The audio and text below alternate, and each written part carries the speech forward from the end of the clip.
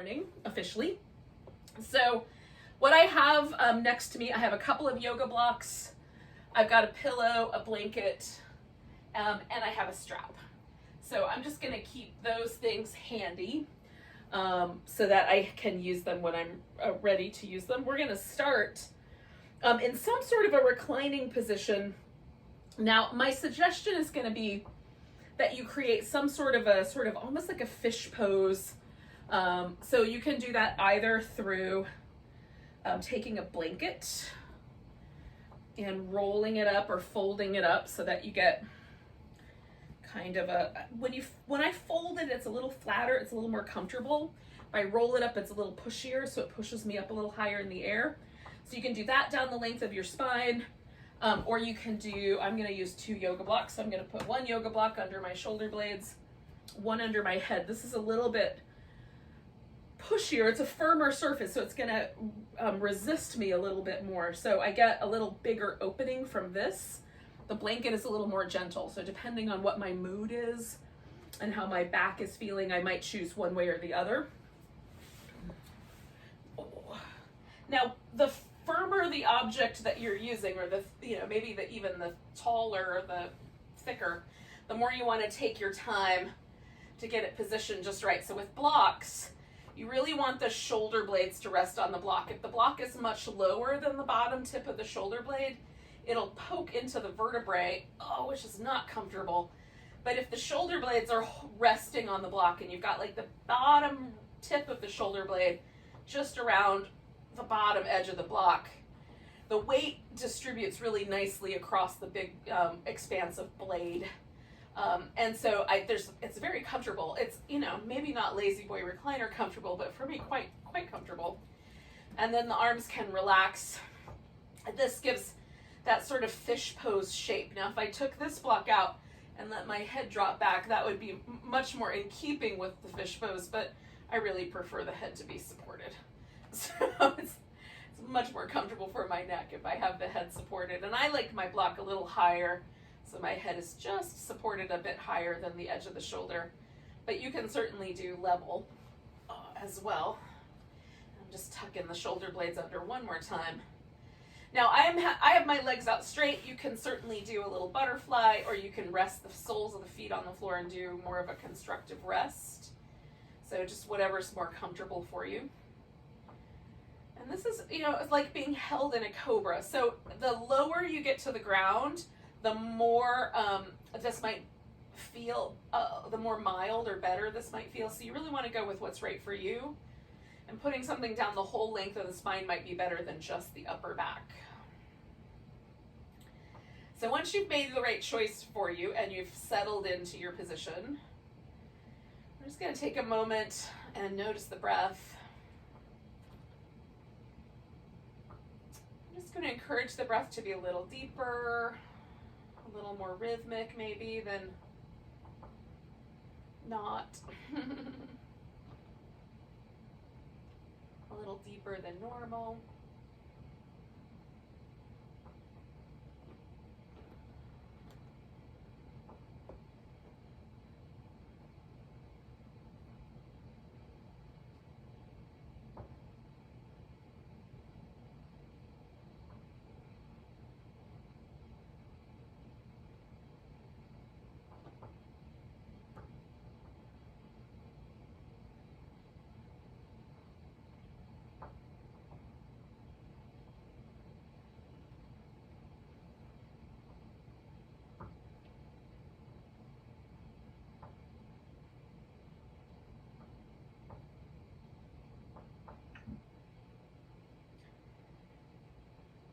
Just considering the upper back, I'm going to stay for a few more minutes, a few more breaths. Let me just scare you guys.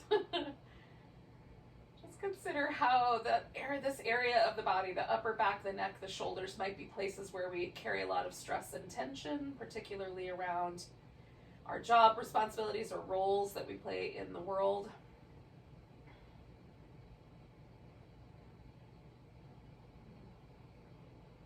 Can we simultaneously be grateful for the relationships that we have that provide those roles and responsibilities, and also be willing to let go a little bit of any tension or stress that we hold in these areas. And as we come off of the blocks or a blanket or whatever we're using, and we wind up back on our back, we might feel a kind of physicality to that letting go, right? So when I come off the blocks, it feels like my upper back just stretches out like a big meadow in all directions. It's quite lovely and pleasant. And there's a kind of sense that my arm bone kind of falls back into the socket a little bit. It's very nice. There's always a sense for me if I check in when I'm working, I always feel this kind of gentle tension that lives in my upper back between my shoulder blades. So this, coming off the blocks, there's absolutely none of that. It's quite soft and delightful. So I'm just going to take a moment to sort of rock back and forth on my back a little bit. And then we're going to do a twist. So you can decide in what direction you want to twist first. And you can also do a couple of different options. So you could just bend one knee, leave the other leg relatively straight. You can bring both knees in. I'm actually going to add a pillow to the whole thing. Sort of place that diagonally under my legs and then kind of let them drape over the pillow. And then with my upper back, as best I can, getting that nice and level, and then stretching out through the arm here. So this left arm is the one that's stretching. My left outer hip is where I feel most of the sensation. The right side's a little bit softer. You can turn your head to the left, to the right, leave it straight up in the center. So you might just experiment, see what's best.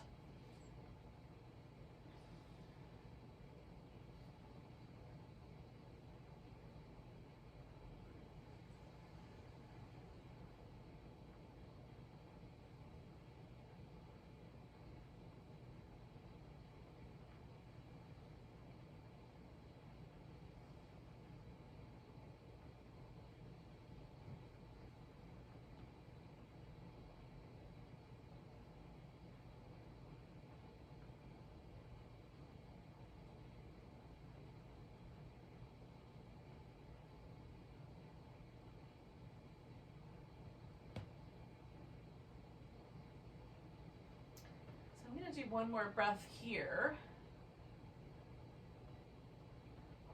Now, this is going to be a little bit unusual, and I have to sort of scoot a little bit to make this work, but in order for you to see this the best, I think what I'm going to do is turn all the way around.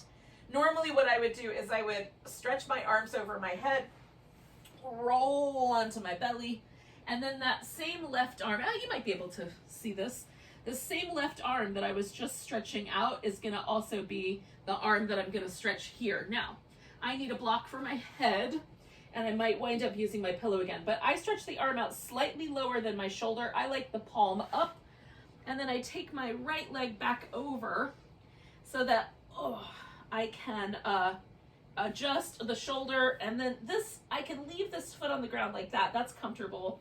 Or I can stretch that leg all the way out if I want to. Okay, that's also comfortable, actually. This arm could go behind my back, but usually I use it like a little kickstand so I can lean forward a little bit if it's too spicy in the shoulder. So the front of the shoulder and a little bit on the top of the shoulders where I'm aiming the stretch. If I feel numbness or tingling in my fingers, I either need to lower the arm, bend at the elbow, or flip the palm the other way. So experiment with that. And then we'll pause here for about 5 or 6 breaths, maybe a couple more than that. If it's going well, if it's not going well, you come out.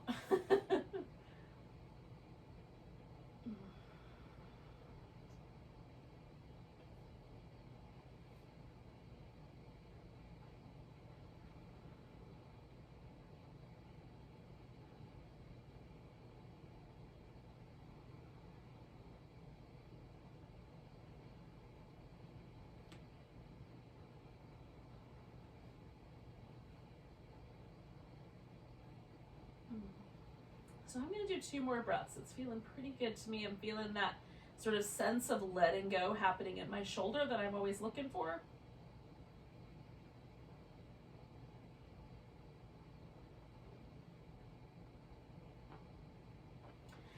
Now I'm going to come out of this by rolling onto my right side, and then I'm going to take a moment and just let this left arm jiggle out a little bit. And I'm going to have to move away from this furniture just a little bit. But for now, this is where I can stay. Now I'm going to make this circular pattern with this left arm. So I need to have enough room that I'm not going to smack the furnishings. I'm going to move forward. Now I start with my arm parallel to the arm beneath. So my left arm is on top, right arm's on the bottom. And I start the movement in a parallel fashion. But when I get to the back, if I stay parallel, I get these kind of pinching sensations. So instead, I'm going to let my arm angle higher up. So not parallel, but a little bit higher.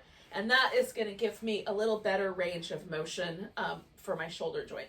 So as I come around here, I'm going to find the place where I feel that little bit of stretch through the shoulder, but I'm not getting any numbness, tingling, or pinching around that shoulder or the side of my neck. So you want to play with the angle, bringing the arm around in a circle, or maybe just bring it to the center and then come straight across to come back. That also sometimes is my preference.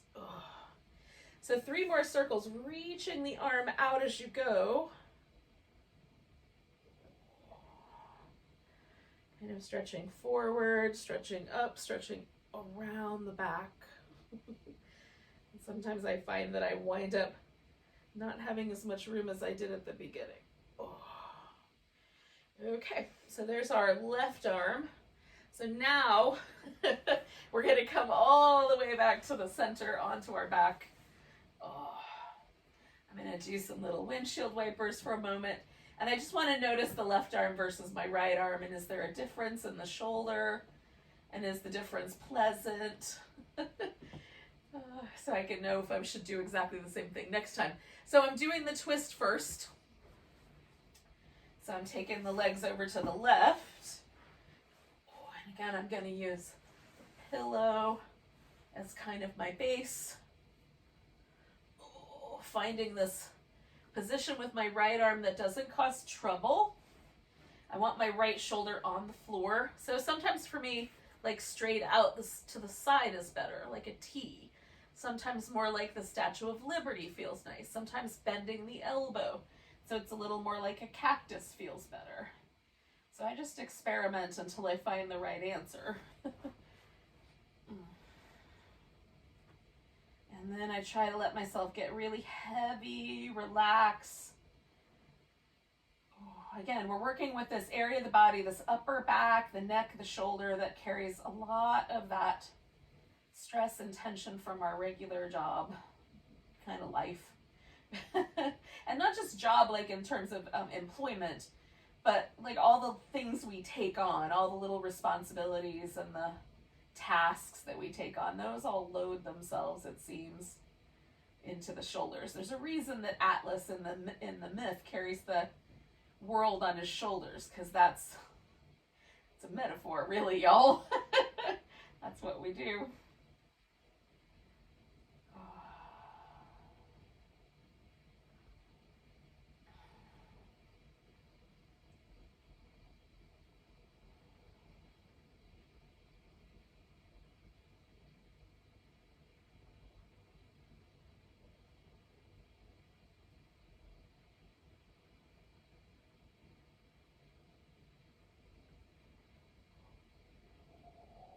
We're going to stay for about 3 more breaths with this twist.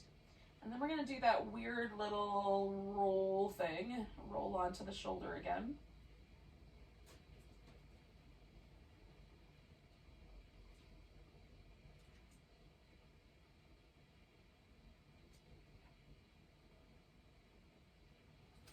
Okay, so I come back to the center.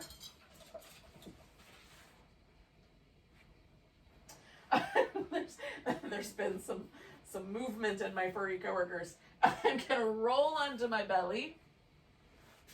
The right arm is the one that I'm going to be stretching this time, so I'm going to reach that out and then bring my left leg up and over. And again, I just need some support for my head. A block works really nice. You can use a pillow or something else. And then I adjust to the shoulder. So I go forward, move the arm, adjust until I feel the stretch where I want it, which is in the front of my chest and upper part of my shoulder, kind of forward and front of the shoulder. Oh, good morning, Nutmeg. Oh. And then again, you can take this arm, kind of snuggle it around behind your back, and that gives you a different opening in that shoulder. My preference is to use it like a kickstand, because leaning forward slightly sometimes is what keeps the little, the nerve in that area from getting pinched.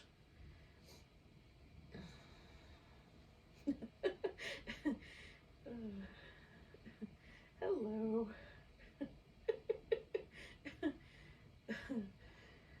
Oh, goodness.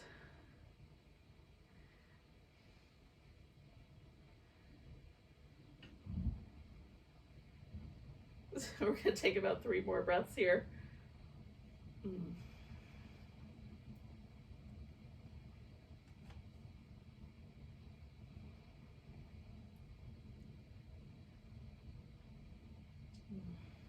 Okay, so I'm going to do a nice big inhale. And then I'm coming out of this side and basically just rolling right over. Now, I'm hoping you'll be able to see at least some of this. So, I might be off the screen just a little bit, but hopefully mostly on the screen. So again, we're going to move the shoulder through a range of motion. I start out parallel. I kind of aim it a little bit higher in the air as I come around to that area where I can get a little bit of pinching. So I don't want to pinch the nerves that come out of my neck and into my shoulder joint here. I want to keep that space open, but I want to stretch all the muscle that lives in this area. So I'm reaching through the arm as best I can, trying to make my arm 4 inches longer. That would be awesome. I would really be able to reach the stuff in the kitchen on those top shelves. Oh, stretch and open through the chest and coming around. We're going to do it one more time. All right. So then I'm going to rinse off my shoulder once I come back onto my back. Oh. By giving that arm a little shimmy, a little shake. Hold on. Oh, hold on, hold on, hold on. Hold on, hold on. Come here. Apparently she does not want to be hugged and kissed in this moment. All right, yogis. So we've done all this work for the shoulders, and hopefully if we pause for a moment, there's some kind of feelings of nice, pleasant sensations around the shoulder. While we're here, we might as well get some work done on our hips as well. So we're going to take a yoga strap, and we're going to start with the leg straight up and down. So hamstrings. So if you don't have a yoga strap, you can definitely use any prop that will extend out the length of your arm. If you've got a long strap, you can even do this hands-free by putting the strap underneath your back, and then it'll mostly hold itself. But you can hold it with your hand as well. Okay, so I want to set this up so that I can have my leg as straight as possible. Generally speaking, for me, that makes the stretch happen in the center of my hamstrings rather than down at the attachment at the sit bone or behind the knee. So if I let the leg go farther out and get straighter, that's usually for me a better choice. Now you're going to have to experiment on your own at your house and see, like, is it better for you? Or is it better for you to have the knee a little bit bent? And you just experiment and see where the pose lands. So if I bend my knee and then pull my leg in tighter, it goes right to the sit bone attachment. But if I let my leg have more room and straighten it, it's more in the center of my thigh. And again, that I've been told by different yoga teachers, different ways are the right way. So what I take with all yoga instruction, I take the information in, experiment with it on my own body, because every human body is slightly different than every other human body. I experiment with it on my own, and then I feel for what's happening, and then make the best choice for me. And that's what I would recommend for you as well. Because maybe my rule doesn't really work. There you are, come here. I haven't seen you all day. I know, I was missing you and worrying about you a little bit. I'm glad you're awake, you look good. Maybe a little bit bored, but otherwise good. Go do your thing. Thank you. Sorry, I had to have a momentary water cooler break with my coworker. I haven't seen her since yesterday afternoon. We're on different schedules.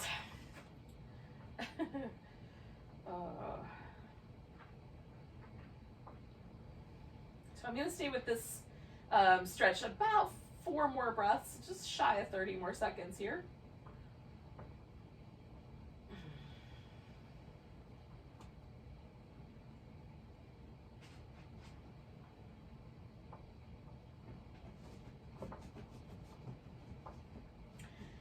Now there's 2 ways to approach this next stretch, which is more kind of directed at the inner thigh. The more intense way to do that is to let this leg drop open to the side, and because gravity is trying to pull my leg toward the floor, this is very spicy.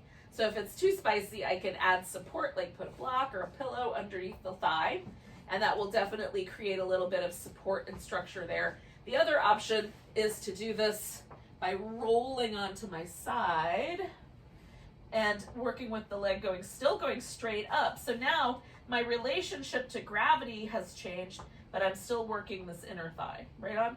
So if it's too spicy going the other way, this might be a way to kind of work with this inner thigh stretch in a little bit more mild sense. Plus this pose is just fun. It's it's sort of like the inner thigh stretch and a boat pose had a baby. And because I don't want to face away from you guys as much because the sound is not as good, I will go with this version, but you could do the other version. It's delightful. Oh. And you can do little like check-ins. Now on the inner thigh, if I bend my knee, I find that it is not the case that it loads just one attachment point. So I can have the knee bent or straight. It's basically the same amount of pressure in either case. And so moving the whole leg is the way that I modify the pressure.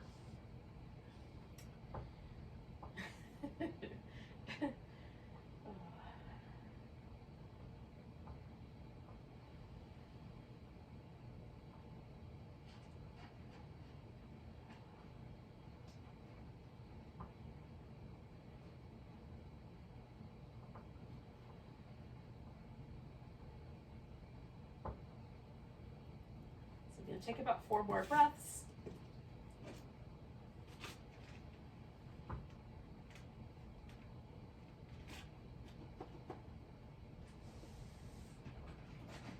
Now big breath.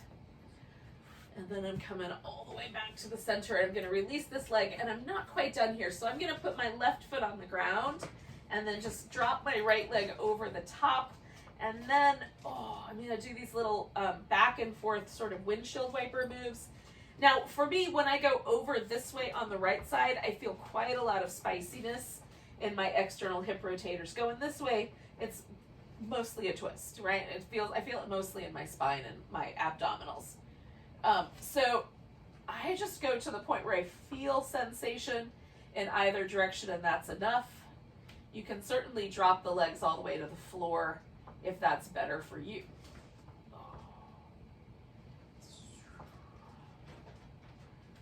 All right. And we're just going to let ourselves come back to the center, unwind, and you can see if there's a difference between the right leg and the left and whether or not that difference feels pleasant. So if there's any soreness or tenderness, especially around the hip joint, you may want to decide to do a little less pressure on the second round and see if it makes a difference. So we'll get the left side.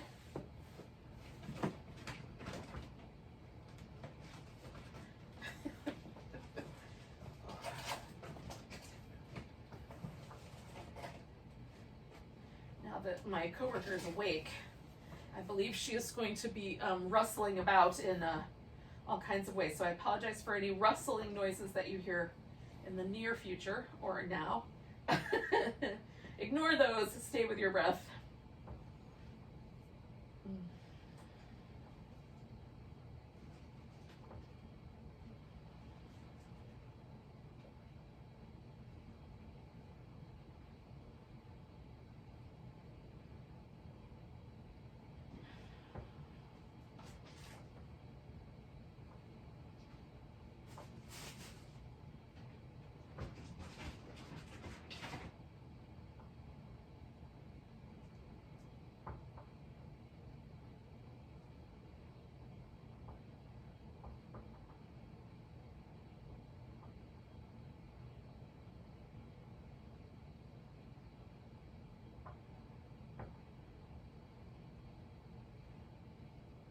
Okay, so I'm going to take 2 more breaths here.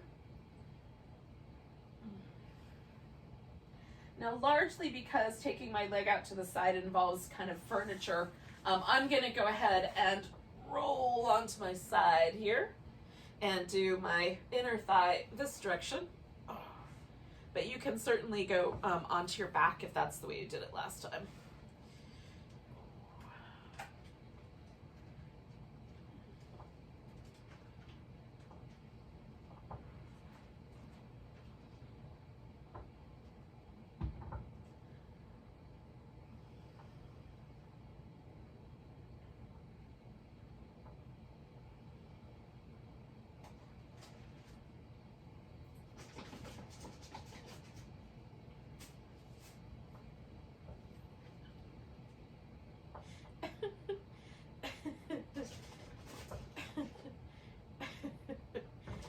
We're going to take some nice deep breaths.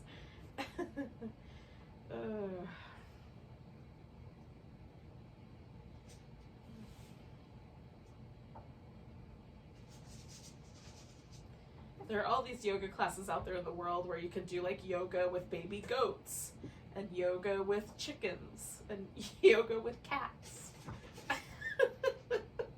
And there's a reason that yoga with ferrets is not a thing. Because they just make a bunch of racket and they're not any fun. In any case, we're going to take a couple more breaths here.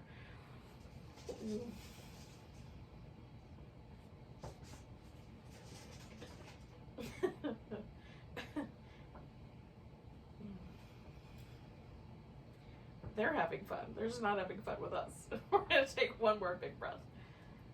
Oh. Okay, so if you're on your back, you're just going to bring your leg back. And then if you're laying on your side for whatever reason, you're just going to let go. And then one more time, we'll just come to our back so that we can put that leg up on top. So again, I just put the left leg on top of the right leg this time. And I'm going to drop the legs back and forth. And again, just be mindful. If there's any pain, don't go any farther. Back off a little bit, right? So just kind of shorten the range of motion. And I just go to the point where I feel the sensation. And then I come back. And on one side, I get a lot more sensation in my external hip rotators than the other. So this side is a lot more mild for me. So it's mostly a twist. I mostly feel it in my back when I get to the edges of the twist. But on the other side, I feel it in my hip. Ugh. So one more time through the whole range of motion. And then we'll just come on back. Okay. So giving yourself a nice long stretch. Seeing if there's a sense that things are mostly even on both sides. And then we're going to come up to a seated position. Now, along the way, if you want, you can you can do some cat-cow shapes on your way to sitting. Oh, good.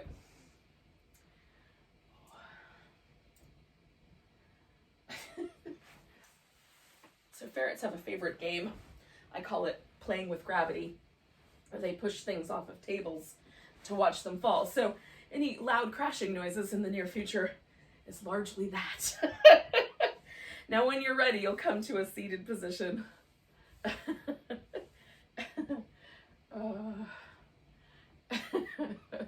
She slept like 24 hours and now she's ready. I have a rolled up blanket. I have a block and I have a yoga strap. Now, we're gonna play with these poses to see what the right pose is. So we're gonna do a couple of hip opening poses. The first one could be just sitting cross-legged, okay?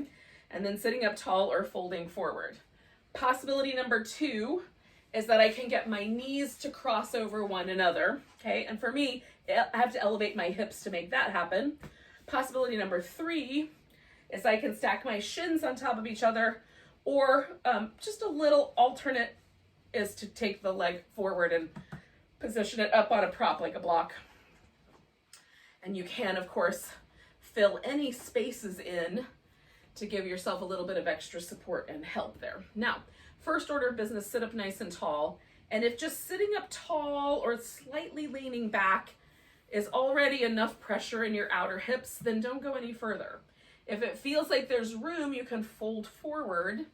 You can fold forward to the point where you wind up either laying on your legs or with your elbows resting on the floor, whichever happens first. But don't go further than that. I'm not clear that you could.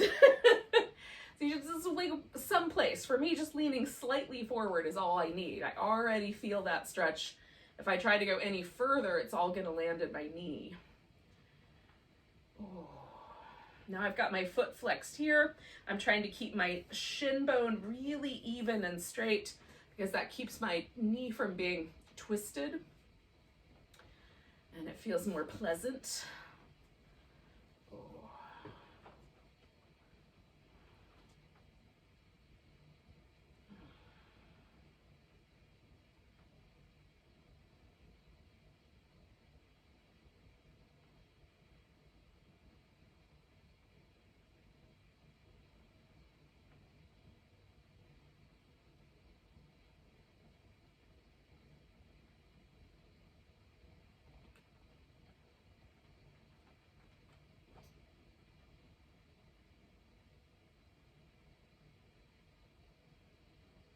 So we're going to do 3 more breaths where we are.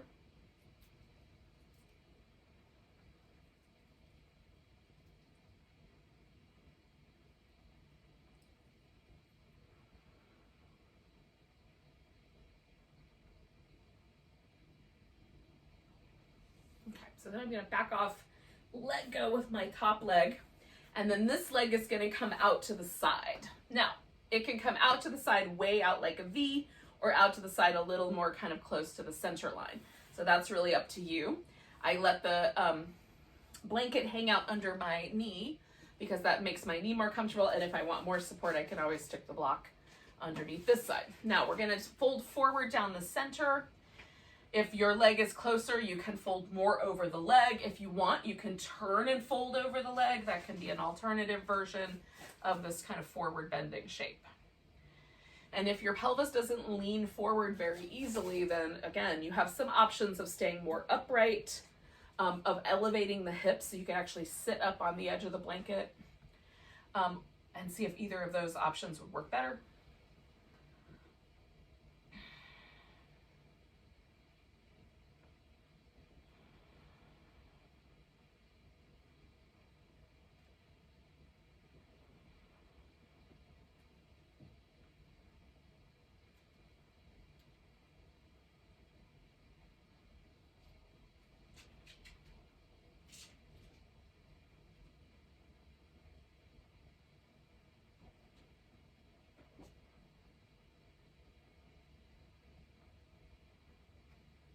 We're going to take 3 more breaths.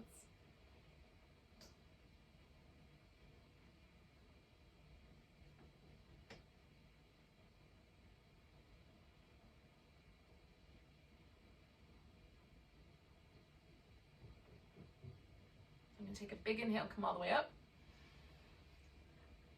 And then we'll take the legs and just kind of rinse them out a little bit. Oh. Just kind of give them a little movement.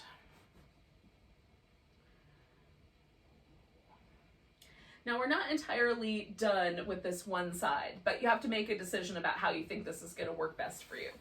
So you can leave the legs as they were. What I'm going to do is I'm going to take this leg that's in front and turn it the other direction so that the knee is still bent. I've just flipped it so that now I have an internal rotation here. So that kind of pushes me a little more into the side bend. And I find the side bend quite comfortable because I'm sort of, my pelvis is shifted in the direction of that. Now, if this bothers your knee for whatever reason or your hip joint, then you can leave the legs in a V or leave the legs as you have them at the beginning and just allow yourself this kind of side bending action.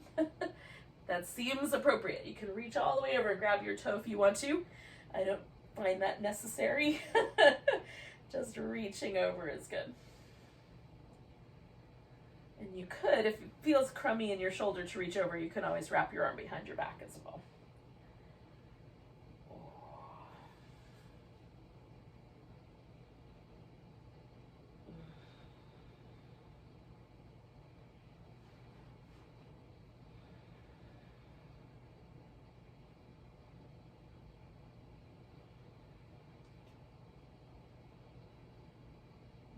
I'm going to do one more big breath.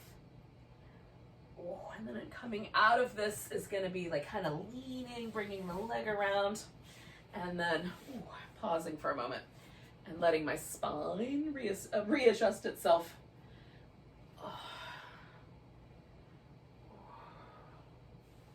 It takes a few seconds, about 30 seconds or so, for the fluid in my spine to sort of meander back where it came from. And there's a sense that my spine is a little more relaxed and a little taller, not leaning sideways anymore. That's the point where I can move into the next side. So again, we're going to start with one of these versions where the legs stack, or we sit cross-legged, and we kind of draw the thighs towards the midline. And maybe you sit up tall or even lean back a little bit. Maybe you hinge forward a bit or a lot.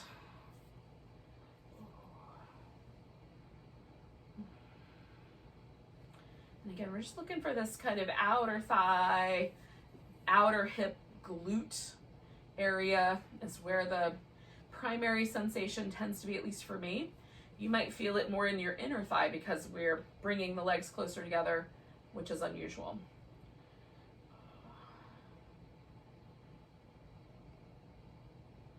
There's a lot of, some of us are external rotators. Our legs tend to want to roll outward. And some of us are more internal rotators. Probably more common is external. And if you had dance instruction when you were younger, that usually externally rotates you quite a bit.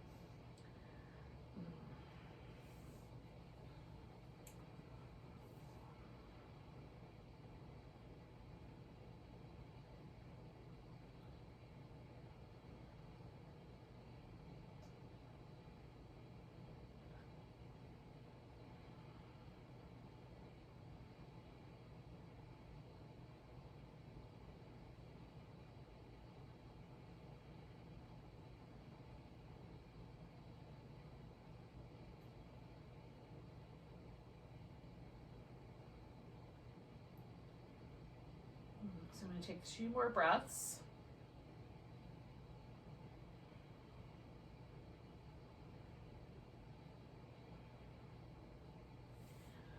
And then I'm going to come out. I'm going to move that leg into the straighter position. And again, you can decide whether it's going to be more towards the midline or more towards the wide angle. It's entirely up to you. And then fold if it seems appropriate to do so.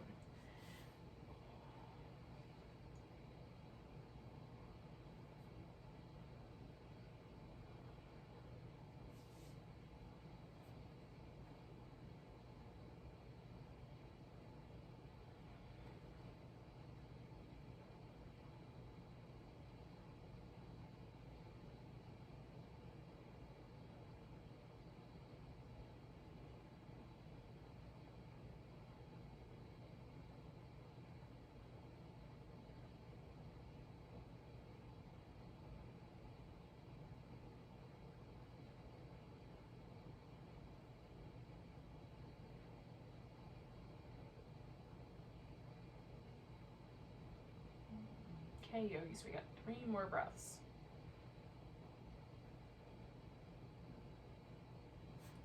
Now, the inhale is, this last inhale is the one I'm going to come up with.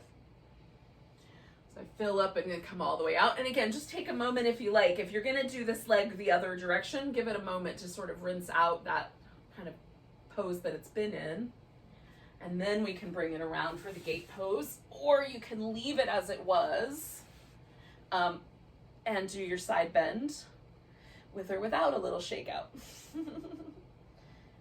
So that's entirely up to you. So we've done all these sort of asymmetrical shapes, right? Like we've done it one side and now we're doing the other side. But just listening to how your body's responding. One side might be different than the other. You might need a little bit less intensity on one side than you do on the other side.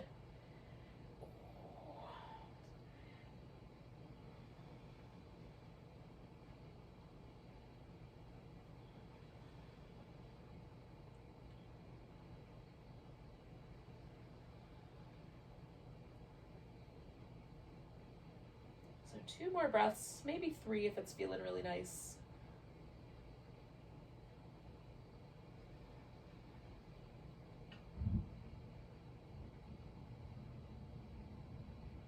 Now I'm going to use the third one as my opportunity to come out.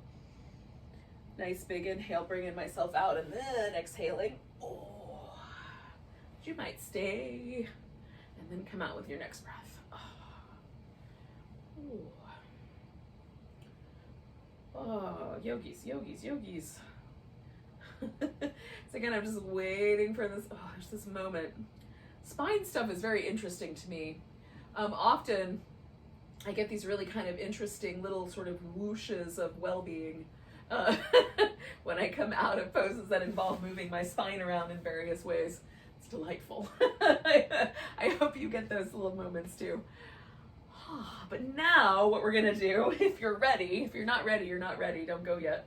But we're gonna do a symmetrical pose. So it could be, I'm gonna do the butterfly, and I'm gonna do it as a butterfly. So it's a bigger diamond here, as opposed to the bound angle where you pull the feet in really tight. Now you can do it either way. Or if you prefer, you can have the legs completely straight and do a wide angle with both legs even.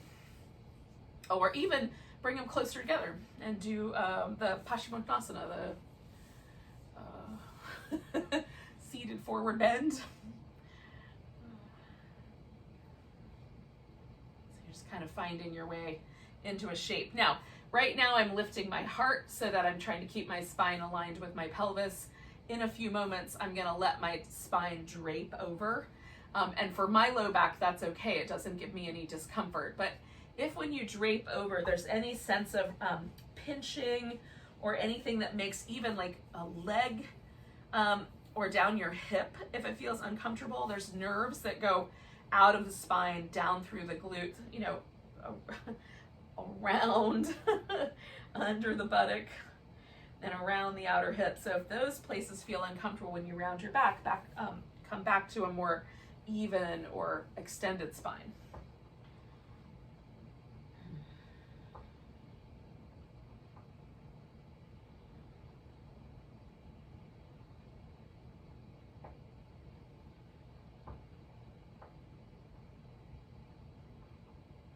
I'm going to take about 4 more breaths here.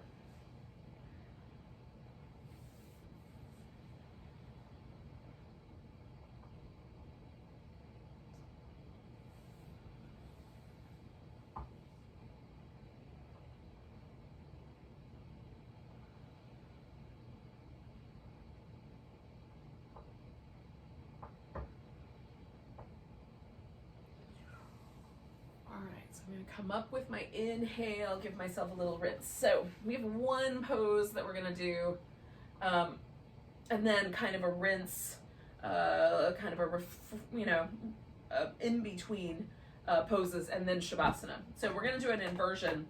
And you could, if you have a wall nearby, and you can do legs up the wall, that's my favorite inversion. So you could certainly go, take your mat over to the wall, shimmy up, put your legs up the wall. You can also, if you have a couch or a chair nearby, put your hips at the bottom of that and put your legs in the seat of the chair.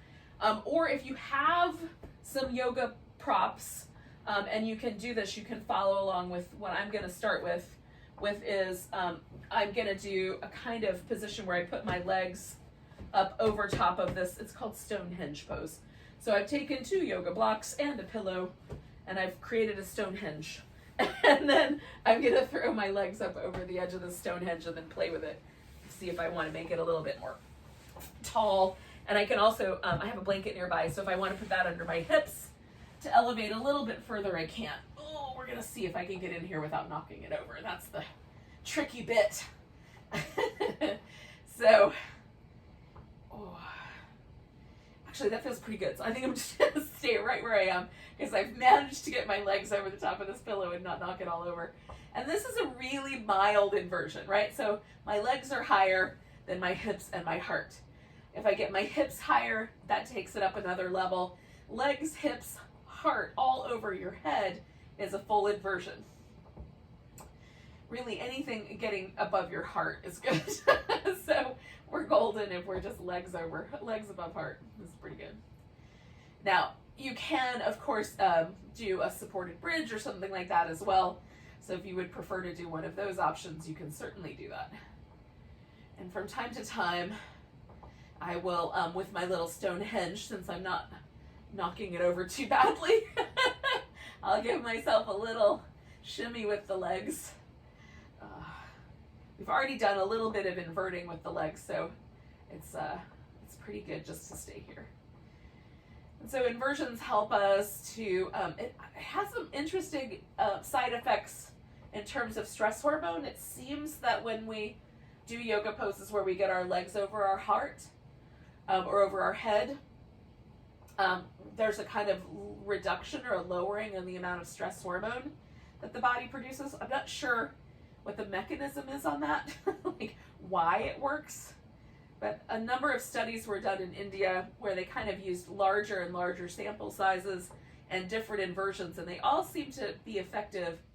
Like any inversion was effective in lowering the amount of stress hormone. And they did this by swabbing people's cheeks, testing for stress hormone, and then testing again afterwards.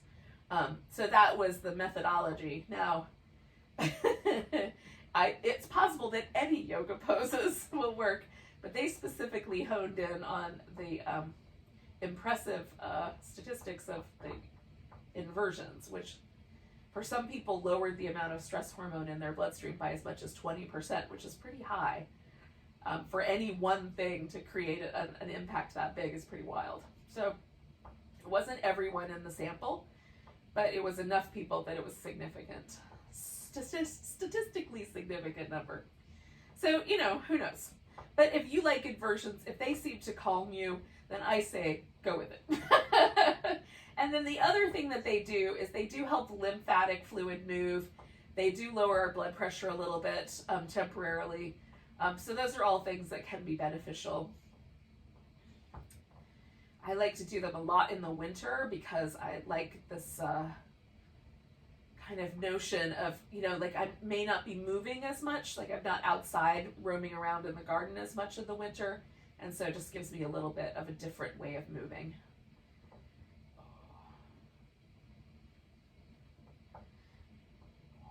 So we're going to stay for about 4 more breaths.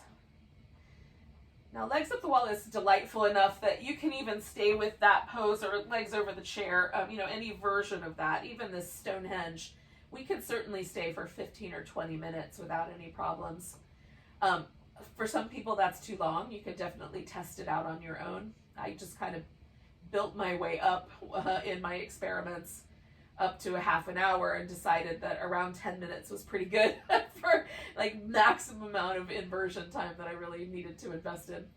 But you might want to do your own little experiments. I've certainly done 15 in a supported version of legs up the wall where my legs were sort of tied together and a sandbag on the feet. So that's really delightful, but we're not doing that version today. So we're going to keep it shorter.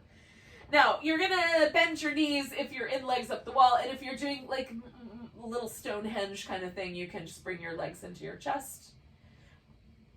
Now we're going to end here with a happy baby pose. So happy baby is an interesting pose. When we hold onto the feet, the tailbone wants to lift and the sacrum wants to come up off the ground. Our task is to get the sacrum to go back down so we reestablish the low back curve. That's the idea with happy baby pose.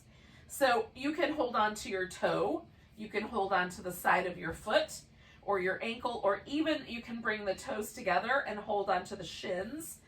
All of those are legal. This is not necessarily an attractive yoga pose, but the way that it works, right, which is now I'm holding on and my tailbone wants to curl in, and as I try to kind of press the sacrum back down and get my low back curve reestablished, that creates this kind of opening and interesting stretch around the groins and definitely in my low back as well, which I find pleasant. So if you are a fan of the happy baby and or dead bug pose, I'm sure there's other names we can assign this pose, then go for it. And if this is not your jam, then you can certainly do something that's more like holding onto the shins or the thighs and allowing the low back to stay in its neutral curve. Some people call this pose happy puppy, which is adorable, but other than that, I'm not sure.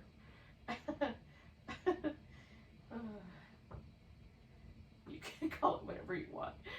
They're all variations on a theme. All right, so once you feel like you are kind of complete with that, I have to disassemble my Stonehenge, but I'm going to keep the pillow.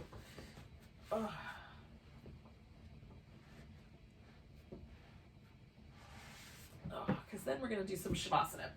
So legs can either just stretch out on the floor, or if you are like me, and it helps for your low back to have that little release in the hip flexor. So putting the legs up on something, a folded blanket, a pillow, whatever you've got, releases the hip flexor, right? Sends it into a slight bend, and that can take away some of the pull of the low back forward and up.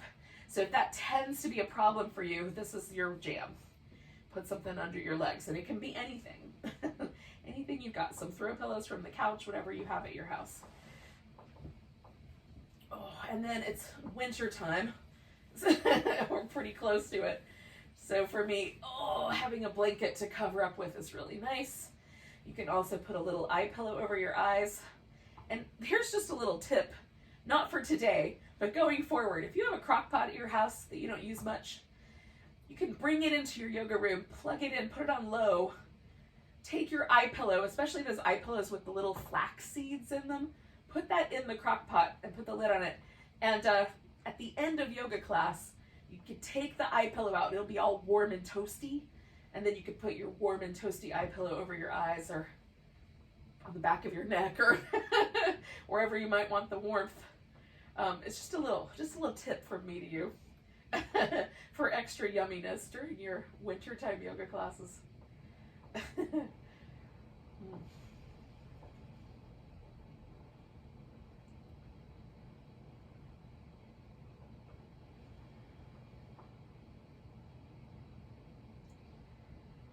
Now let's take a moment and let the body relax. And I start at the top of my head and just trace kind of some awareness around the sides. Like there's muscle right here above the ear on the side of the skull that if we can let that relax, it feels really nice. It takes away some of the pressure from the eyes. And then let the eyes and the eyebrows get kind of soft. And let your eyes grow a little heavier in the sockets. And relax across the cheekbones and the upper lip and the lower lip and the jaw.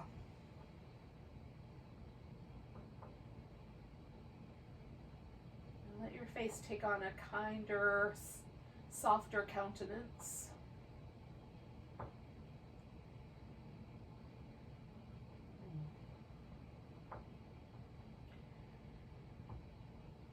Think of all the things where you have to face, things you faced in your life that have made you a stronger person. take a moment just to express gratitude in your mind for those things in life that have been challenges that we've faced, that now we've grown from.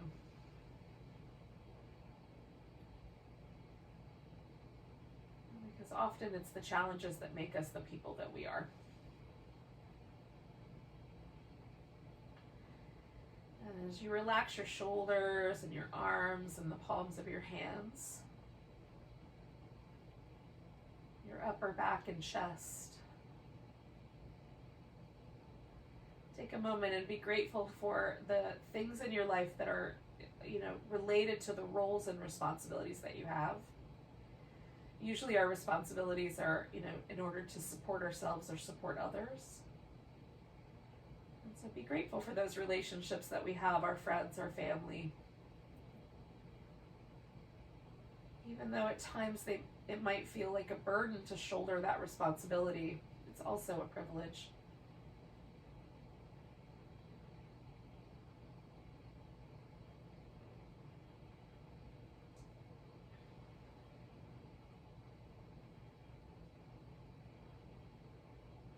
Let your lower abdomen and your hips and your legs relax.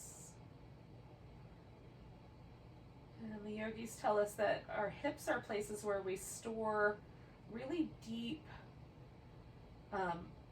feelings, things that are really personal. We tend to store in the muscles in our hips and our hip flexors. So can we be grateful for those things again? For our relationship with ourselves.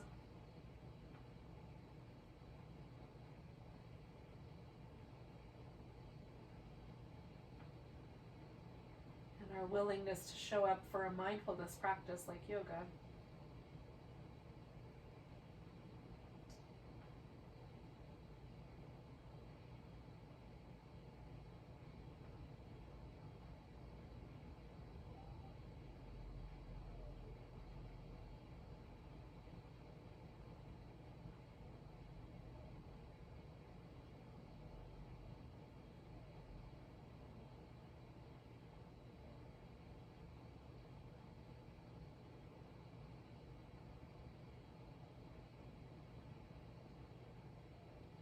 Lastly, as we continue to stay relaxed, can we notice the sweet, natural rhythm of our breath?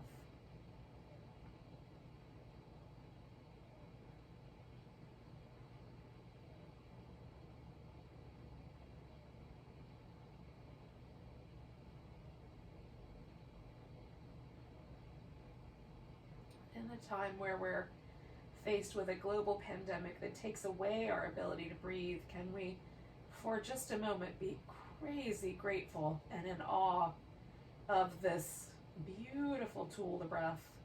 It happens all by itself. We don't even have to think about it. It just does it. It breathes itself, this body. But we also can harness the power of the breath to calm our nerves and to bring us into a centered place.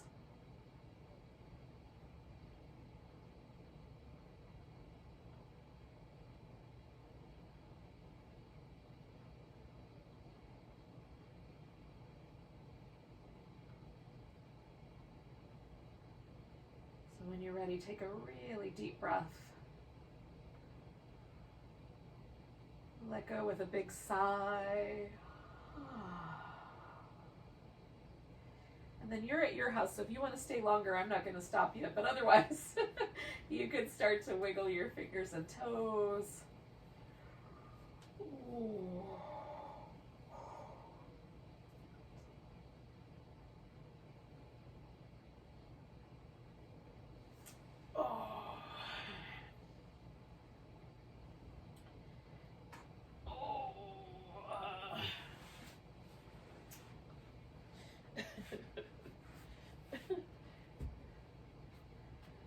I've created all kinds of obstacles to my ability to sit up.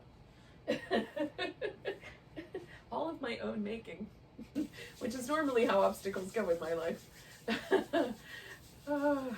Thank you so much for joining me for some yoga today. I'm grateful that you guys have shown up here in this virtual space. It's clearly not the same as practicing together in person, but I'm super happy that we can at least share a little bit of yoga during this really crazy trying time in the history of humanity. Let's take a big breath together.